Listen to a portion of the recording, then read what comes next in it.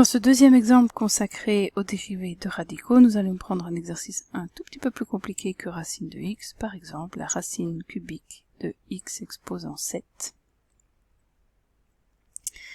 Le principe reste le même, à savoir que j'utilise la formule ici qui me permet de passer d'un radical à un exposant fractionnaire.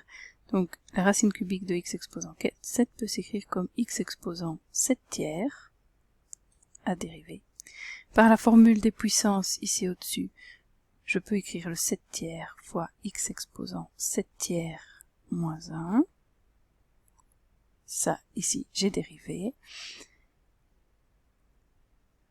Je calcule mon nouvel exposant, donc 7 tiers moins 1, ça fait 7 tiers moins 3 tiers, donc x exposant 4 tiers. Ici, l'exposant fractionnaire est positif, donc je ne dois pas le mettre au dénominateur, je peux le laisser comme ça, ce qui me permet de réécrire que la dérivée est égale à 7 tiers de la racine cubique de x exposant 4. Là, je peux peut-être aller un petit peu plus loin dans ma simplification, puisque l'exposant sous le radical est supérieur à la puissance de ce radical.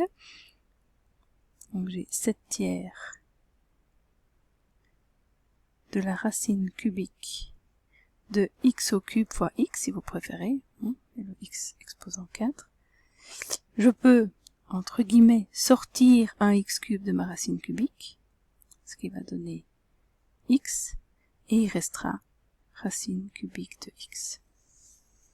Voilà. Alors, ceux qui préfèrent, on pourrait encore réécrire 7x sur 3 fois la racine cubique de x, mais cette écriture, c'est encore la même que 7x fois la racine cubique de x sur 3, par la propriété de multiplication avec des fractions.